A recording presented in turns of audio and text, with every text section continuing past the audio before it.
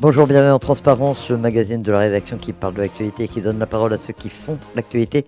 Notre invité ce midi, c'est Christopher Gigès, membre du gouvernement Les Loyalistes, en charge notamment de l'économie numérique et de la transition énergétique. Bonjour. Bonjour. Merci d'accepter notre invitation. Alors, votre actualité, c'est notamment le salon Vivatech qui se tenait à Paris du 14 au 17 juin et auquel vous avez participé avec plusieurs startups calédoniennes.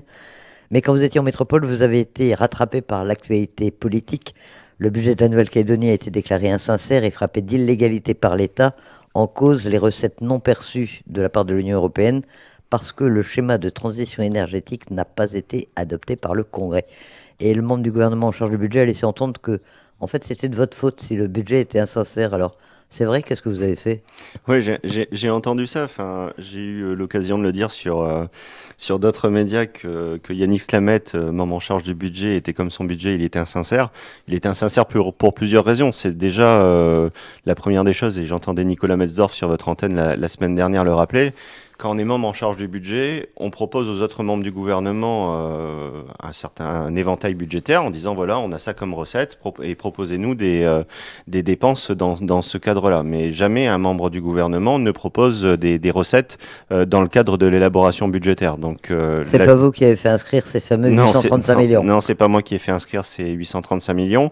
Néanmoins, enfin, Yannick Slamette sait très bien aussi qu'on a voté contre ce budget à la fois au gouvernement, mais aussi au Congrès de la Nouvelle-Calédonie, parce qu'on avait dit qu'il était insincère. Il suffit de revoir tous les communiqués Vous le disiez pour les dépenses, pas pour les recettes. Ouais, sur les recettes aussi, on avait dit qu'il y avait des estimations de recettes qui étaient trop importantes, mais on a eu l'occasion aussi de voir que Yannick Slamette, le lendemain du vote du budget, s'est gargarisé en disant « j'ai présenté un budget équilibré, c'est formidable, mon budget est responsable ». Et le même Yannick Slamette, 2 mois après, était en métropole en train de demander 13 milliards à l'État pour boucler son budget. Donc je crois qu'il y a un moment, il faut être un petit peu sérieux.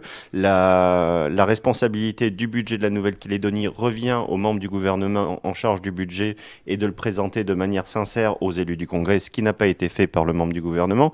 Mais au final, c'est pas ce qui m'intéresse, et je pense que c'est pas ce qui intéresse les Calédoniens. Moi, ce qui m'intéresse, c'est qu'est-ce qu'on fait de ces 835 millions, en fait, qui sont 3,6 milliards parce que c'est étalé sur 5 ans. C'est des fonds qu'on a obtenus de la part de l'Union européenne pour mettre en avant des actions en faveur de la transition énergétique, pour permettre aux Calédoniens de baisser leur facture énergétique, d'installer à la fois des panneaux solaires, des chauffe-eau solaires, mais aussi des équipements qui sont faiblement économes en énergie, d'installer des bornes électriques pour le déploiement des véhicules électriques, pour aider les entreprises à baisser leur facture énergétique, pour aider les collectivités à s'inscrire dans la transition énergétique. Et donc moi, ce qui m'intéresse, c'est que ces fonds soient débloqués rapidement. Et c'est très simple. Et ils sont perdus dans l'état actuel, ou il y a moyen de rattraper les choses? Il y a largement moyen de réparer les choses. C'est-à-dire que le schéma pour la transition énergétique de la Nouvelle-Calédonie est sur le bureau du Congrès depuis novembre dernier. Depuis novembre dernier, on aurait dû voter ce texte avec une ambition qui était de faire de la Nouvelle-Calédonie un modèle en matière de transition énergétique, avec un déploiement des énergies renouvelables sur le secteur de la métallurgie, un développement de l'écomobilité, favoriser la performance énergétique. Mais à l'époque, on sortait de la Convention des partenaires. Les indépendantistes, parce que c'était un membre non indépendantiste qui portait ce texte, et un membre loyaliste, en l'occurrence moi, on souhaitait faire une motion préjudicielle. On devait se réunir en commission. On ne s'est pas réuni en commission depuis 7 mois, et donc ce texte n'est pas voté. Donc il est toujours sur le bureau du Congrès. Il est aussi amendable. C'est-à-dire que... Voilà, c'est uniquement pour des raisons des questions de politique politicienne qu'ils ont refusé, ou est-ce que parce qu'ils ont des propositions à faire pour enrichir ce débat? Vous savez, avant une séance publique, il y a une commission. Et donc, il y avait eu une commission où il n'y avait absolument rien qui avait été dit sur ce schéma. Et donc, quand on arrive en séance publique, après avoir absolument rien dit en commission, j'imagine que les raisons sont pas forcément les bonnes. Mais néanmoins, l'important, c'est que ces schémas soient votés. J'aurai l'occasion, dans les prochains jours, d'écrire aux différents chefs de groupe du Congrès pour qu'on puisse se voir, pour qu'on puisse faire les amendements qui sont nécessaires pour voter ce schéma. Il y a un deuxième texte qui est sur le bureau du Congrès depuis 2 mois, qui est l'habilitation du président à signer la convention avec l'Union européenne. Il suffit juste que le Congrès vote ça, et on touchera les 835 millions pour cette année, qui profiteront aux Calédoniens. Et dans la période actuelle, je pense que c'est quand même bien d'avoir des fonds de l'Union européenne pour favoriser un beau secteur qui est celui de la transition énergétique, et qui Et je m'en étais un peu ému en novembre dernier parce que on peut s'opposer sur des questions politiques, politiciennes, sur des questions institutionnelles, mais quand on parle de transition énergétique, ça doit nous rassembler, ça doit être des sujets sur lesquels on est en capacité de porter des choses en commun. J'ai eu l'occasion de faire une tournée des communes récemment où j'ai été à Touo, à Yingen, également à Thio. C'est pas l'endroit où j'ai le plus d'électeurs pourtant, mais c'est des endroits où il y a une préoccupation majeure sur la transition énergétique, sur le réchauffement climatique, où on voit la montée des eaux sur la côte est, on le voit à l'île des Pins, on le voit au Faramédé, Et et donc il faut agir. la transition énergétique peut vraiment répondre à ces problématiques auxquelles on est confronté Bah aujourd'hui? déjà, il faut montrer l'exemple, c'est-à-dire que si on veut demander d'autres fonds pour lutter contre le réchauffement climatique et les conséquences du réchauffement climatique et notamment la montée des eaux, il faut qu'on arrête d'être le principal pollueur par habitant en Nouvelle-Calédonie et de s'inscrire dans une transition énergétique notamment qui est le secteur de la métallurgie. Donc c'est bien ce qu'on essaye de faire, mais je suis toujours très surpris que quand des choses avancent et que la Calédonie est considérée comme un exemple, parce que l'Europe l'a dit. L'Europe l'a dit quand ils nous ont attribué les fonds. Ils ont dit, c'est bien ce que vous faites en Nouvelle-Calédonie en matière de transition énergétique. Au lieu de se saisir de ça, les indépendantistes souhaitent bloquer ce qui avance. C'est dommage. Je vais me faire un peu l'avocat du diable. Est-ce qu'il n'y a pas un risque à aller à marche forcée presque vers la transition énergétique? On a l'impression que c'est un domaine qui est encore en pleine construction. On est en train d'expérimenter un certain nombre de solutions. Est-ce qu'on ne va pas trop vite justement en Calédonie? Enfin, une fois que le schéma sera adopté, s'il est adopté, est-ce qu'on ne va pas trop vite? Moi, je On est pense sûr des solutions qu'on propose? sur les solutions qu'on propose, on est sur du photovoltaïque qui est prouvé depuis maintenant 10 ans. On a vu les prix qui ont considérablement baissé ces dernières années. Il y a 10 ans, on autorisait des projets qui étaient à 25 francs du kilowattheure, et donc oui, qui étaient des projets pilotes. Aujourd'hui, la moyenne des projets sont à 6 francs du kilowattheure, et donc sont profitables à la fois pour les Calédoniens, mais aussi pour l'industrie. Donc non, on va pas trop vite. Je trouve qu'on va trop lentement si on veut à terme baisser la facture énergétique pour les Calédoniens et qui pèse sur le budget des ménages. Il faut encore accélérer. Il faut accélérer sur le stockage. Et pour accélérer sur le stockage, il faut que la délibération soit votée au Congrès, ce qu'on essaye de faire. Ça fait depuis novembre. Je considère qu'on est très lent. Qu'est-ce qui est prévu pour les unités métallurgiques, justement? En termes de transition énergétique, où on en est et est-ce que les trois usines sont prêtes à faire le pas? Oui, totalement. Il y a 4 ans il y a 4 ans de ça, on avait l'ASLN, KNS, Prony Ressources qui disaient, moi, je veux ma centrale au charbon ou au fioul lourd à côté de mon usine, je veux la démarrer quand je veux et je veux pas entendre parler des énergies renouvelables. Aujourd'hui, 4 ans après, on a une volonté de la part des métallurgistes de passer aux énergies renouvelables, d'avoir une approche réseau et de passer de 80% d'énergie fossile à 70% d'énergie renouvelable. Et je pense que la Calédonie peut être fière de ça. Ça peut être une vitrine à la fois pour la Calédonie, à la fois pour la France et à la fois par l'Europe. Quand on discute avec le ministre Darmanin, quand il est venu en Nouvelle-Calédonie sur l'avenir du secteur nickel, et de dire que la Calédonie peut se positionner sur un secteur de nickel vert où on alimente à la fois en énergie renouvelable, à la fois avec des règles environnementales qui sont contrôlées, mais aussi des règles humaines qui sont bonnes et qui sont socialement respectables, contrairement à d'autres pays. Je pense qu'on peut être collectivement fier de ça. La transition énergétique, c'est aussi individuellement, enfin pour tous les Calédoniens, les véhicules électriques, par exemple. Là aussi, c'est prévu dans le schéma de transition. Oui, on a considérablement avancé, notamment sur la pose de bornes partout sur l'ensemble de la Nouvelle-Calédonie. Il y a 130 bornes qui ont été posées suite à un appel à projet en cofinancement avec l'ADEME de l'ordre de 80 millions de francs, parce que c'était une préoccupation des Calédoniens de dire si j'ai une voiture électrique, est-ce que si je fais le tour ou est-ce que si je vais à Bourail, je vais pas tomber en panne. Donc on a mis des bornes partout. Là, l'idée est de pouvoir s'inscrire dans un bonus pour les différentes personnes qui souhaitent s'équiper d'un véhicule électrique, parce que bon, changer les mentalités sur le véhicule en Calédonie, c'est un sacré challenge. C'est pas évident. Non, Hein, c'est oui. pas évident, mais malgré tout, l'Europe a dit qu'en 2035, ça Voilà, serait fini, oui. donc il Vous faut y s'y croyez, préparer. ça, vraiment, à l'arrêt du thermique, ça va être... Je Il y a sais, encore, il y a encore des ouais, dissensions, hein, même au il y a niveau encore des européen. discussions, mais moi je suis pas dans la politique punitive, c'est-à-dire qu'on entend beaucoup d'élus dire il faut mettre un malus pour les gens qui veulent pas y passer. Non, moi je veux essayer de faire comprendre aux gens que c'est une bonne solution. On met en place les structures pour le mettre en place. On mettra des bonus pour le mettre en place. Encore faut-il qu'on ait les fonds de l'Union européenne pour pouvoir le faire. Mais je suis pas dans une politique punitive de dire parce que vous vous comportez mal, on va vous taper dessus. Non, on va essayer d'inciter, on va essayer de faire comprendre, et c'est bien le rôle des politiques. Ce schéma de transition énergétique, quand il sera adopté par le Congrès, et on ne doute pas qu'il finira par l'être. Au bout de combien de temps est-ce que il sera effectif, on en verra les effets? Bah, enfin, des 3 ans, parce qu'on a autorisé ces dernières années 460 mégawatts en termes de photovoltaïque, mais l'idée n'est pas de s'arrêter là. Un schéma, c'est un schéma, c'est une orientation. Vous l'avez dit, les technologies, elles évoluent dans le secteur de l'énergie. J'ai eu l'occasion à Vivatech de pouvoir rencontrer des startups qui travaillent sur les SMR, qui est sur les petits réacteurs nucléaires, qui est une technologie qui va révolutionner un peu l'industrie dans les prochaines années. Moi, je souhaite qu'on puisse évoquer, et on l'a dit d'ailleurs au nom des loyalistes, qu'on puisse évoquer un mixte SMR nucléaire, énergie renouvelable dans les prochaines années quand les SMR seront prêts. Et donc ça, c'est des choses qu'il faudra faire évoluer dans le schéma, des choses qu'il faudra discuter à la fois avec les élus du Congrès et la société civile, mais ça sera une énergie à la fois pas chère et décarbonée.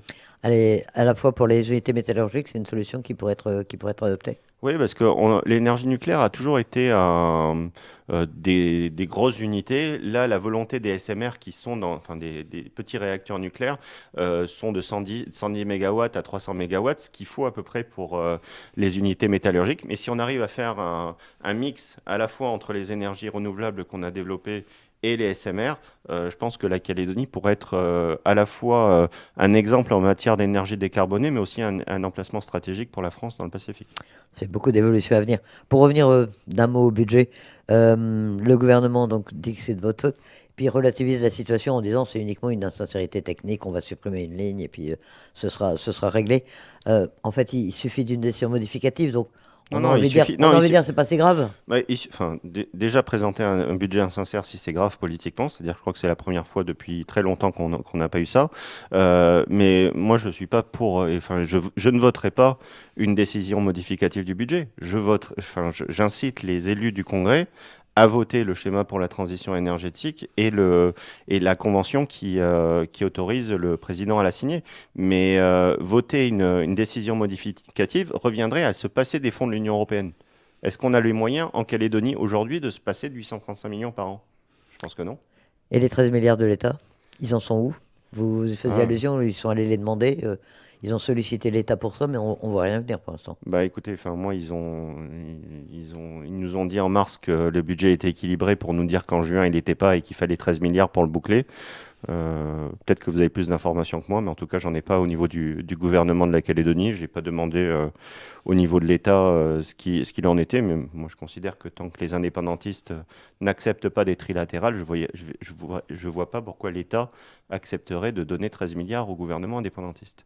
Ce sont les informations que nous avons également. Quelle est l'ambiance aujourd'hui, justement, au sein du gouvernement? Un gouvernement qui doit tenir, a priori, encore un an, enfin, jusqu'au provincial. La chute du gouvernement est plus du tout à l'ordre du jour aujourd'hui. Non, enfin, pour faire chuter le gouvernement, il faut une majorité parce que j'entends beaucoup de nos militants, sympathisants non indépendantistes qui disent c'est pas normal que le gouvernement soit indépendantiste, que le Congrès soit indépendantiste, et c'est une réalité, c'est pas normal. La majorité des Calédoniens sont pour le maintien de la Nouvelle-Calédonie dans la France, mais aujourd'hui, l'architecture institutionnelle fait que on a un parti qui est l'éveil océanien, qui a pris parti pour les indépendantistes et qui fait qu'ils maintiennent les indépendantistes à la tête des institutions. Aujourd'hui, l'éveil océanien est dans la majorité indépendantiste. Et donc, tant qu'on n'aura pas de nouvelles élections l'année prochaine, on ne peut pas changer ça, malheureusement. Je vous pose la question sur Mais l'ambiance. mais ce qui nous empêche pas de travailler, c'est-à-dire que, enfin, dans les secteurs qui sont les nôtres, gouvernement, notamment avec Isabelle Chamorro, on assume nos responsabilités, on travaille avec les difficultés qui sont les nôtres, c'est-à-dire que l'ambiance n'est pas forcément toujours simple, c'est-à-dire que on n'est pas aidé avec nos chers amis au gouvernement. Parfois, on apprend des décisions dans nos secteurs qu'on n'a pas demandé, mais c'est pas grave, ça nous arrête pas. On est là pour travailler, on est là pour être au service des Calédoniens sur les secteurs qui sont les nôtres. Et vos textes en plus ne sont pas forcément adoptés puisqu'il n'y a pas de majorité non plus Non. pour les soutenir au Congrès. Je vous demandais si l'ambiance a évolué, notamment depuis la récente visite de Gérald Darmanin. Il était là au début du mois de juin. À l'issue de cette visite, il a annoncé que les indépendantistes avaient évolué sur la question du corps électoral, étaient prêts à un élargissement, une ouverture du corps électoral. C'est plutôt rassurant, ça, non? Oui, j'ai l'impression que on considère que c'est une concession de la part des indépendantistes. Enfin, il faut être clair. Enfin, l'ouverture du corps électoral est quelque chose de normal. Et 10 ans, c'est pas normal. 10 ans, c'est pas normal. Tout le monde a l'air du côté indépendantiste de dire on fait un effort exceptionnel, on accepte d'ouvrir à 10 ans le corps électoral. Non, il y a eu 3 référendums, on a gagné les 3 référendums, le corps électoral doit être réouvert. Nous déjà, quand on propose 3 ans, on fait un geste. Parce qu'on pourrait très bien dire on revient à un régime de droit normal et qu'il faut 6 mois d'installation en Calédonie comme la liste générale. Donc pour nous, c'est pas OK. 10 ans, c'est pas OK. C'est-à-dire qu'il y a d'autres sujets qui doivent être abordés, notamment la réforme des institutions. Ah, justement, on en est où là? On a l'impression qu'on s'est beaucoup focalisé sur le corps électoral. Les indépendantistes qui étaient quand même très braqués sur la question semblent effectivement, même si rien n'est encore conclu aujourd'hui, avoir avancé sur ce point, enfin avoir admis que le corps devait être ouvert. Mais sur le reste, on en est où? Oui, mais on voit bien que les indépendantistes, et ils le savent très bien, et on sait très bien les discussions qu'on a en privé, ils savent très bien que le corps électoral doit être réouvert, et donc là, ils sautent sur cette opportunité en disant on va accepter 10 ans, c'est une énorme concession de notre part. Non, c'est pas une concession de leur part. Aujourd'hui, nous, on l'a dit, on a un système institutionnel qui permet d'avoir une minorité de diriger la Nouvelle-Calédonie, ce qui n'est plus acceptable, parce qu'il faut 6200 votants en province sud pour avoir un élu du Congrès, quand il en faut 3200 en province nord et 2700 en province des îles. L'accord de Nouméa est terminé et ce système qui est antidémocratique est aussi terminé.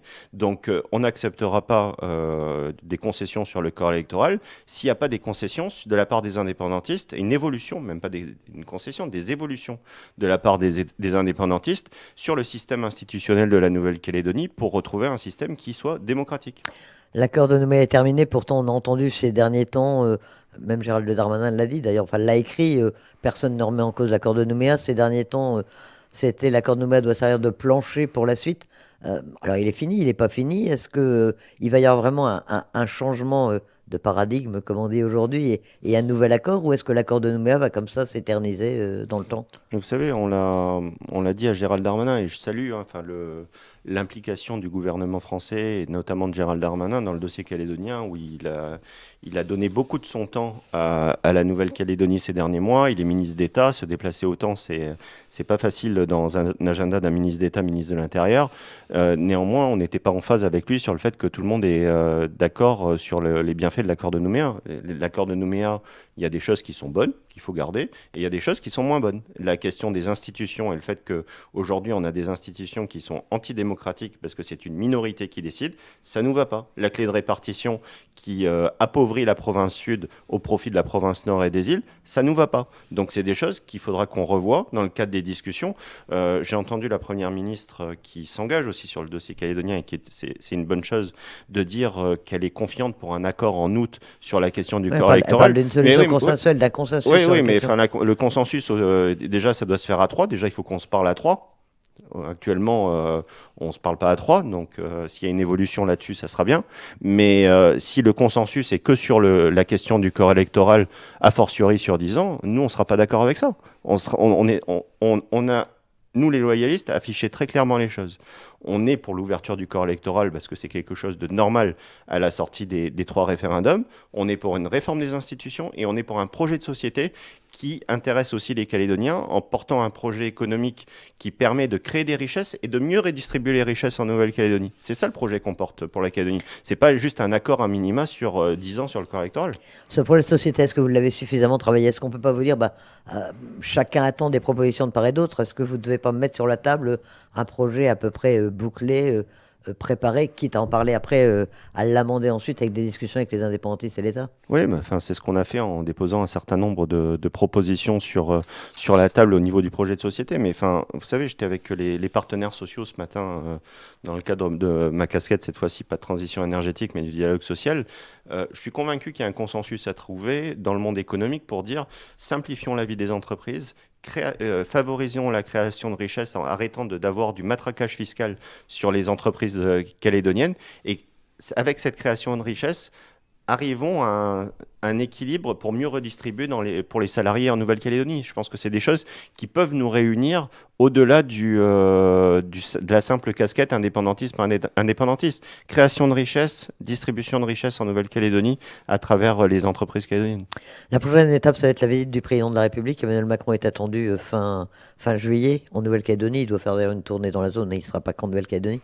Vous en attendez quelque chose? On sait que vous êtes un macroniste de la première heure. Oui, enfin, c'est déjà très très bien que le président de la République accorde autant de temps à la Nouvelle-Calédonie, qu'il soit en Calédonie et qu'il ne le soit pas, parce c'est grâce à lui qu'on a pu avoir ce troisième référendum. Il fallait avoir le courage politique de pouvoir l'organiser. Je crois que ce moment, il va être important pour tracer notamment la vision de la France pour la Nouvelle-Calédonie, parce que c'est ce qu'on demande aussi. C'est-à-dire que on a fait le choix de rester français en Nouvelle-Calédonie. Mais ok, c'est quoi la place de la Nouvelle-Calédonie pour la France? C'est-à-dire que est-ce qu'on est le porte-avions de la France et de l'Europe dans le Pacifique au niveau de l'axe Indo-Pacifique? Ça, c'est le président de la République qui devra le dire. Comment on s'inscrit dans la vision de France 2030 du président de la République et de la France, notamment sur la décarbonation de l'industrie, sur la souveraineté numérique des câbles sous-marins, sur la souveraineté alimentaire où on peut faire des choses en Nouvelle-Calédonie. Nous, on est convaincus au niveau des loyalistes, ce qu'avait pu dire Sonia Backès notamment, que ce projet sera rassembleur, justement, si c'est un projet qui va au-delà du récif calédonien. Parlons du salon Vivatech. Vous y étiez donc il y a quelques jours. Comment s'est passé? Vous aviez l'air plutôt enthousiaste d'être là-bas, d'être sur place. Et c'était un très beau salon. On dit même que c'est pratiquement le plus beau salon de la technologie au monde aujourd'hui. Oui, c'était le plus grand salon européen de la tech jusqu'à l'année dernière. Aujourd'hui, c'est devenu le premier salon de la tech et de l'innovation au monde, puisqu'on a dépassé le salon de Las Vegas avec 150 000 visiteurs sur site. On s'était fixé 3 objectifs en y allant avec la délégation calédonienne et les entreprises calédoniennes, qui étaient à la fois montrer le savoir-faire calédonien. Ça fait 3-4 ans qu'on travaille sur l'écosystème de la tech pour pas que avoir de l'incantation sur la diversification de l'économie calédonienne, mais avoir bien des exemples précis. Donc là, on était en phase d'exportation de nos startups. Donc là, l'objectif a été tenu puisque nos startups ont eu des demandes de devis, des demandes de pré-contrat et donc ont su montrer le savoir-faire calédonien à l'extérieur et se confronter aux plus grands. Deuxième objectif qu'on s'était fixé, c'est faire connaître la Nouvelle-Calédonie. Vous savez, pour moi, c'est un objectif majeur de développer l'attractivité de notre territoire pour faire venir du monde ici. On s'en sortira avec des nouvelles compétences, des nouvelles technologies et du savoir-faire sur notre territoire et être au cœur de la technologie, au cœur de l'innovation, au cœur du développement économique et au cœur des investisseurs. C'était un moment important. On a eu des grands chefs d'entreprise, on a eu plusieurs ministres qui sont venus sur la stand de la Nouvelle-Calédonie. C'était la première fois que l'Outre-mer était représenté à ce salon avec la Réunion qui était aussi là, où on a eu des liens très forts avec la Réunion qui sont porteurs pour la suite. Et enfin, il y avait un troisième point qui était de récupérer un savoir-faire technologique pour améliorer la compétitivité de nos entreprises en Calédonie. Et tous les objectifs ont été rendus. Vous avez appris des choses là-bas aussi en voyant les autres stands, en parlant avec d'autres responsables? Oui, il y a plein de choses à faire et on voit que le monde y bouge. Et en voyant ça, on se dit qu'il faut que la Calédonie se mette à bouger aussi. Oui, finalement, elle n'est pas si en retard que ça. Non, parce qu'on se donne... Pour l'Outre-mer, il n'y avait que la Réunion et la Calédonie. Oui, on a été montré en exemple sur ce sujet, mais on fera encore mieux l'année prochaine en y étant présent également. Mais moi, c'est cette Calédonie-là qui m'intéresse par rapport au premier sujet qui était sur les questions politiciennes. C'est une Calédonie qui avance, c'est une Calédonie qui innove, c'est une Calédonie qui prend des risques. Et donc, le rôle des politiques, c'est d'être à côté de cette Calédonie-là pour nous faire avancer. On a un potentiel qui est extraordinaire dans ce pays, qui mérite juste d'être développé un petit peu. Quelles étaient, rappelez-nous, les startups les plus emblématiques qui étaient représentées, les startups calédoniennes qui étaient sur place là-bas?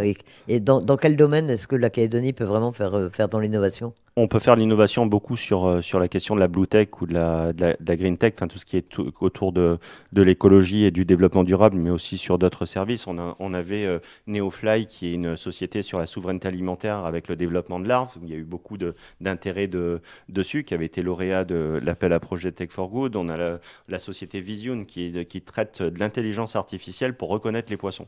Et je trouve ça, on met des caméras dans un bassin bassin et sur l'écran, ça s'affiche et ça met le nom des poissons. La prochaine évolution, c'est quand on mettra un masque et qu'on mettra le nom des poissons directement sur le masque. On avait la société Testeum qui avait passé qui est déjà une grosse start-up en Nouvelle-Calédonie qui passe des contrats pour tester les produits qui sont lancés par d'autres sociétés. On a AgriLogic System qui était une société qui fabrique des serres innovantes et qui s'inscrit dans un développement durable et qui était d'autant plus intéressé parce que avait déjà eu un contrat avec le parc des expositions de Versailles où il y avait la plus grande serre européenne sur le toit du parc des expositions de Versailles avec du matériel de AgriLogic System. Donc les startups calédoniennes, elles innovent, elles avancent et je pense que c'est une très bonne chose. Vous parliez de devis, il n'y a pas encore de contrat vraiment, de concrétisation en tout cas Non, mais de cette présence? il y a des vraies intentions. Enfin, je vois avec une autre startup qui utilise, c'est Toei, qui utilise un petit robot pour faire des analyses d'eau assez profondes avec un petit robot qui descend, qui a eu des contracts avec Eramet, notamment pour développer ce projet au Gabon. Non, il y a des vraies avancées. On aura l'occasion dans les 15 prochains jours de faire un bilan et elles feront eux-mêmes le bilan, parce que c'est pas moi qui dois faire le bilan pour eux. Le rôle d'un gouvernement, c'est de donner les possibilités aux entreprises de pouvoir s'exporter. Ensuite, c'est à eux et à elles de faire leurs preuves. Elles sont bonnes, bah, elles ont des contrats. Elles sont pas bonnes, bah, elles n'en ont pas. Et là, elles ont été bonnes. Et quelles sont les retombées possibles pour la Calédonie en termes d'emploi et en termes financiers, puisque ça reste l'un des points chauds? Oui, il y a deux aspects. Il y a le fait que ces sociétés restent basées en Nouvelle-Calédonie et soient domiciliées en Nouvelle-Calédonie pour que les recettes qu'elles puissent dégager soient des recettes fiscales dans le budget aussi de la Nouvelle-Calédonie. Ça reste notre objectif. Mais aussi qu'elles puissent créer des emplois localement. Et dans le secteur de la tech, on le voit en métropole actuellement, qui est le secteur actuellement le plus créateur d'emplois. On voit par exemple sur Neofly qui est en capacité de créer 25 emplois en Nouvelle-Calédonie si son projet aboutit définitivement. Donc c'est une vraie source de création d'emplois. Pour qu'elle reste basée en Nouvelle-Calédonie, vous devez, là c'est le rôle du gouvernement aussi, j'imagine, créer les conditions parce que la Calédonie, bon, c'est loin de tout, c'est cher, les voyages sont chers, la technologie est chère également. Comment est-ce que vous pouvez faire pour favoriser le fait qu'ils choisissent de rester en Nouvelle-Calédonie plutôt que d'aller s'exporter Ben, c'est ce qu'on a fait ces dernières années. On a créé la station N pour avoir un lieu justement où ils peuvent avoir tout sur place. On a créé le statut de jeune entreprise innovante qui permet des avantages particuliers. On a créé un système de levée de fonds pour mobiliser l'épargne des Calédoniens vers des projets productifs en Nouvelle-Calédonie. Parce que les primes assurance vie, c'est bien, mais ça part au Luxembourg ou en Suisse. Moi, je préfère mettre un avantage fiscal sur des dispositifs qui permettent aux entreprises calédoniennes de se développer. Mais on a encore d'autres choses à faire sur les levées de fonds, sur du capital risque, pour permettre aux entreprises calédoniennes de rester ici. Mais il faut que la Nouvelle-Calédonie, elle a des freins, très clairement, qu'il faut lever, mais on a aussi des atouts, et on le voit que baser des sociétés en Nouvelle-Calédonie qui permettent aux sociétés européennes de travailler 24 heures sur 24 et d'avoir un dispositif follow the sun, enfin suivre le soleil, je ne parle pas très bien anglais, avec des emplois qui sont en Nouvelle-Calédonie, c'est des atouts qu'on n'utilise pas assez, notamment dans le domaine médical également. Il y avait beaucoup de choses à Vivatech sur le domaine médical qui pourraient servir en Nouvelle-Calédonie pour lutter contre la désertification médicale qu'on connaît. C'est vrai que la tech utilise beaucoup de mots anglais, hein. Ça, Oui. c'est l'un des reproches qui est fait également. On a quand même l'impression, quand on vous entend parler, quand on voit ces projets, les startups calédoniennes, il reste une Calédonie à deux vitesses, non? Est-ce que ces nouvelles technologies, est-ce que même la transition énergétique, est-ce que ça concerne l'ensemble de la Calédonie, les trois provinces, ou est-ce qu'il y a encore une fracture à ce niveau-là? Ça, c'est vraiment un de mes grands objectifs. Et quand j'ai fait la tournée des communes ces derniers temps sur la transition énergétique, j'ai eu l'occasion de rencontrer la province Nord, la province des îles, sur le fait d'avoir des labellisations Station N en province Nord et en province des îles, parce qu'on a eu des demandes. On a eu des demandes de jeunes qui veulent monter leur start-up à la fois en province Nord et en province des îles et rester installés en province Nord et en province des îles. Donc on va travailler avec les provinces pour labelliser des lieux Comme ça, ils permettront d'avoir un lieu labellisé Station N qui permet aux start-upers du nord ou des îles de travailler là-bas, mais quand ils descendent à Nouméa, de bénéficier aussi des installations de la Station N à Nouméa pour se développer s'ils doivent avoir des nouveaux marchés. Mais c'est bien une volonté à la fois territoriale et pas que une Calédonie à deux vitesses. Enfin, on a des beaux sujets sur la transition énergétique, sur le numérique, sur l'économie maritime qui permet de favoriser un développement sur l'ensemble de la Nouvelle-Calédonie. En tout cas, c'est à quoi je m'y emploie. Votre prochaine Vivatech l'année prochaine, vous commencez à le préparer. Il y aura plus. Votre ambition, c'est que plus d'entreprises calédoniennes y participent. Ouais, on était déjà 7 startups, hein. 7 Pas startups, mal. c'est déjà bien au niveau de la Nouvelle-Calédonie. Enfin, c'est une très belle visibilité. Non, là, les prochains événements, c'est que, enfin, il faut pas s'arrêter à Vivatech et dire c'est super, on a été à un salon et on s'arrête là. Non, on lancera un appel à projet dans les prochaines semaines pour développer des nouveaux projets encore en Nouvelle-Calédonie sur la Blue Tech, la Green Tech et d'autres sujets. On va travailler sur d'autres outils de financement et le but, c'est de poursuivre cette diversification économique. La Calédonie a besoin d'avancer et on s'y emploie. Je sais que la province sud aussi, qui était partenaire de ce salon, partage aussi les objectifs sur le secteur de l'économie numérique. Donc, c'est des sujets sur lesquels on avance bien tous ensemble Et l'un des, et transpartisan. et l'un des prochains objectifs, c'est quand même de faire adopter le schéma de transition. Oui, enfin ça c'est quelque chose de normal. Enfin c'est moi enfin ça me désole profondément quand en métropole ou au sein de l'Europe on considère que la Nouvelle-Calédonie est un moteur, est un exemple en matière de la transition énergétique et que les élus du Congrès sont pas en capacité de saisir cette opportunité. J'espère que la raison reviendra dans les prochaines semaines, qu'on puisse faire voter ce schéma, qu'on puisse bénéficier de ces fonds de l'Union européenne et que ces fonds de l'Union européenne bénéficient aux Calédoniens.